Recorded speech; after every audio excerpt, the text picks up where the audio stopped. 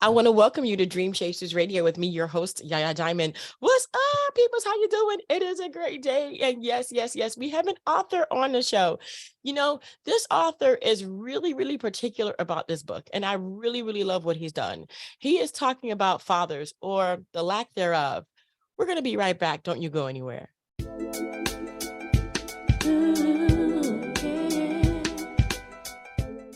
Welcome back to the show. Okay, so like I said, I have an author on the show today, and I want to thank I'm going to make sure I say this right, Mr. Davy. Correct.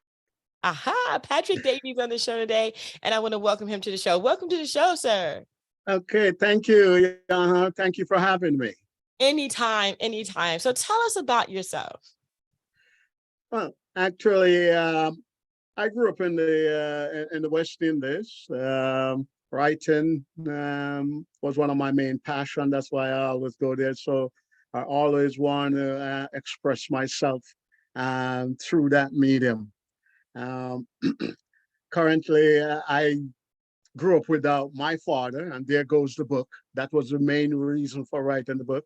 I grew up without my father, and I was always growing up among kids that they grew up with their fathers. So whenever they were always talking about their father, I was feeling a little uncomfortable or queasy because I couldn't say the same thing. So the thought of not growing up with my father always stayed in my mind. And I think I just over the years, it's something that I knew that I had to get out. So by writing the book, it was more, it's like therapeutic in a sense. I was able to get out what I was thinking all these times on paper. So that's the genesis of the book. Wow. Yes, we were talking about that earlier. It is way more common than what we suspect. Way more common. Yes.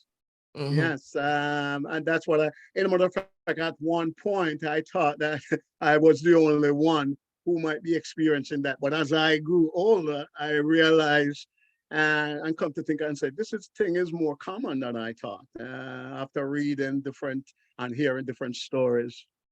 Yeah, definitely. What challenges have you had to write this book? This must have been an emotional roller coaster for you.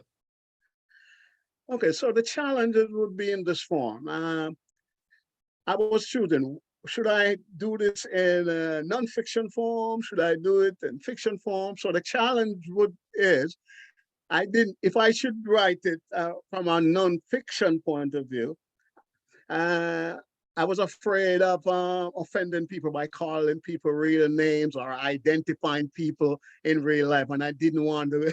I didn't want to go there with that. So Yeah. I thought that if I address the issue in a fiction form, then I can create my own world. I can put things, embellish on things a little here and there. And so I figured I could address it better that way. So the challenge was really not offending anyone or not calling people by real names. I So got that's you. that's the limited part about why the challenges exist. Right. Wow. And you said this was therapeutic for you. How did this help you through the lack of having your father there? Okay, yeah, sure. So I would love to have my father there because, as I said, after becoming a dad myself, for example, I would take my kids to like their basketball game or their volleyball game and so forth. And they were always so happy to see me there. Sometimes, even when they're running up and down the court, they would like try to pick me out in the stand and I would wave to them. They're just so happy to see their dad there. And then Yeah. some man, I really wish I had experienced that. I don't know what that feel like. So by having my own sons, it also helped me to see how important a dad is in their children's life, um, and they motivated me as well as far as the creation of this book is concerned. Wow. Wow. So, okay. So then how did you come up with the title of this book anyway? And what is the title of this book? Okay, the bittersweet search for a father. Mm. So in the search process, there were really bad times. I call those the bitter times. And there were also some good times. I call those the sweet times. And, because there were roadblocks, there were obstacles that I have to overcome. Um, it's so funny, as important as a father is, not everyone is so willing or very ready to assist you in what you're doing for various reasons. They will give excuses why they can't. And they, oh, I want hands off. I don't want to get in people's business. And nothing for, well, I'm looking for a father here. I'm not asking for $1 million. So those are some of the roadblocks and some of the challenges that I have, and those are some of the bitter times that I have. Then the sweet times would be around when I was able to make contact, even before, according to how the plot of the story go, even before I get to meet my father. There were sweet times in knowing that I was able to make contact and really know that it's possible that I'm going to be meeting this man who is responsible for bringing me into the world. Mm, mm, mm, mm. You know, I mean, just the thought of going through life as a boy without a father. I mean, a girl without a father, yeah, that's hard too, because I mean, Mhm. there's just so many different factors. I mean, how did you compose this? Was it really truly based on your experiences? I mean, even though this is fiction, was it a fact that could have happened? Indeed, yes. Because after writing the story, because it was all based on my personal experience. Okay. And if I could easily remove Pete Mitchell, that's the main character in the book, and just insert Patrick Davy. Those would all they would those That's my real life story. Wow. But as you know how the fiction world go. Uh, and there are things that might not happen verbatim the way it happened, but Right. to move the story along. But yes, that's 99% my personal experience in life. Wow.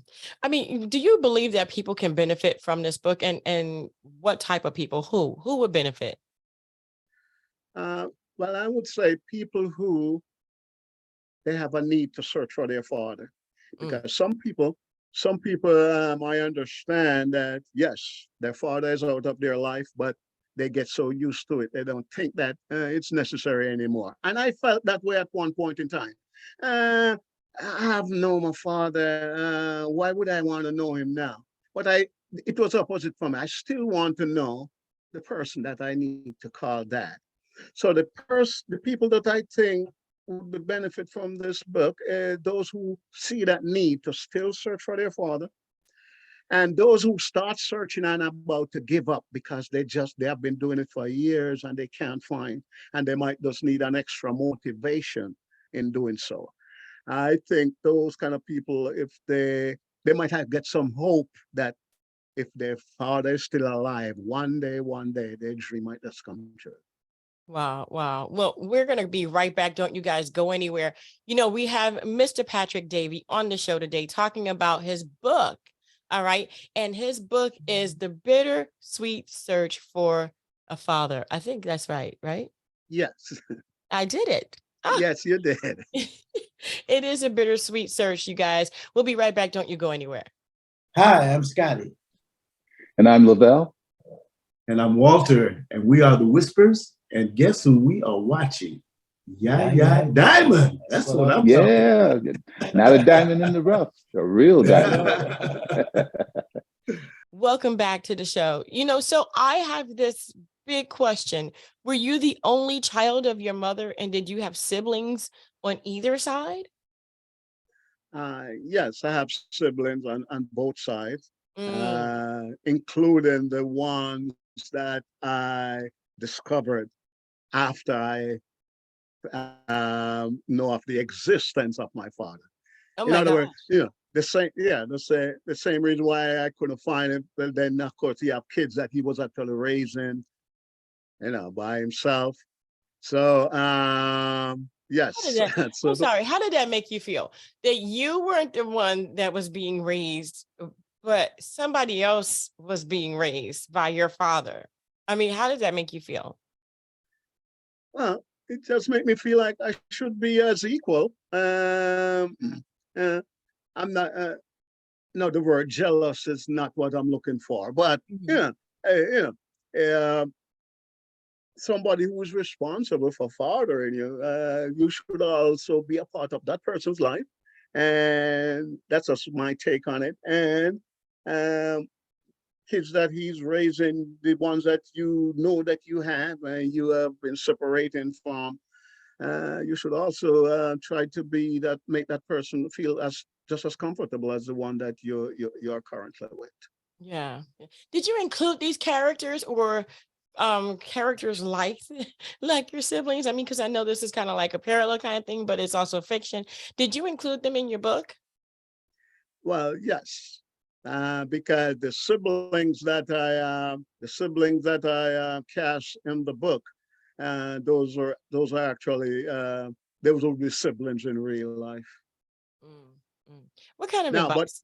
Yeah. but I would rush to say, I Uh-huh. envision what how the siblings would accept me after I discover, because now they're just meeting me for the first time, and they are getting dad's care and love and dad's um all of that what dad had to offer. And then all of a sudden this guy show up. That simply means I might now gonna have to be getting a piece of the pie that might Yeah, not be too welcoming to them. it So might I not. play out that scenario, what that Uh, might be like. oh wow. Oh wow. Wow. You know, what kind of advice do you give to people who are still or maybe want to search for their father? Yeah, that you know, I would say keep hope, and keep hope, and knowing that if your father's still alive, one day one, just keep searching. If you must and if you want to, just keep searching. Because it was always my it was always my thinking that although one have to be very, very cold to know that your child is looking for you or seeking up for you, and you want to keep on hiding. So I think that if you even keep hope, put the feelers out there, it might get back to that person. That guess what? You have a child who's looking for you. That person might even make it possible for you to find them. Yeah. So I would say keep searching, keep hope, because one day, your dreams might just come true. Wow. Wow. How has this changed you as a father? Wow, that's uh, that's a big question right there, because what I pledged to my own son, the fact that I experienced what it is like. And I used the example earlier about going to their games and so forth and being fun. I wouldn't want them to go through that. I wouldn't want them to be conversating with their friends, and their friends is talking about their father, and they don't have a father to talk about. So it changed me in the sense that I think it made me a better father. Just wanted to be around. And I don't know if that's enough. Well, a father do more than just that, but even be available for your kids, um, making that pledge that you will always be there for them when they need you most. So those are the kind of lessons, and those are the kind of things that I use uh, to be a better father. Wow. Wow. And I agree with you. Just being around. I mean, children really truly just need your presence more than they need anything else. You know, it's Yeah. just it's amazing. The lack of a father can be detrimental, it can be changing, life changing. And a lot of these children that do grow up without a father kind of take the example of that father and continue. But you didn't, you broke the cycle. And thank you so much for doing that. Okay. Thank you. No problem. Thank you. And thank you guys so much for tuning in. Mr. Davy, where can people find your book? Okay, yeah, the book is available on most of the online sites, the Amazon, the Barnes and Noble, at the publisher's website, which is archwaypublishing.com. And there are various other sites that I was just scrolling down the internet the other day and I see them popping up all over the place, which is very good. Yes, So definitely. yes, it can be found mainly on Amazon and Barnes and Noble and on the Awesome. publisher's website. Awesome. We're going to have that link in the description box below. The Bittersweet Search for a Father by Patrick A. Davy is going to be available for you. And if you have had that experience of not having your father present, I believe this book can help you, just like it helped Mr. Davy get through and get beyond that, because you are amazing. And just because your father wasn't around doesn't mean that you are not worthy of being a father. I want to thank you guys so much for tuning in. Don't forget to dare to be different. And until next time, guys, bye. Okay, bye-bye.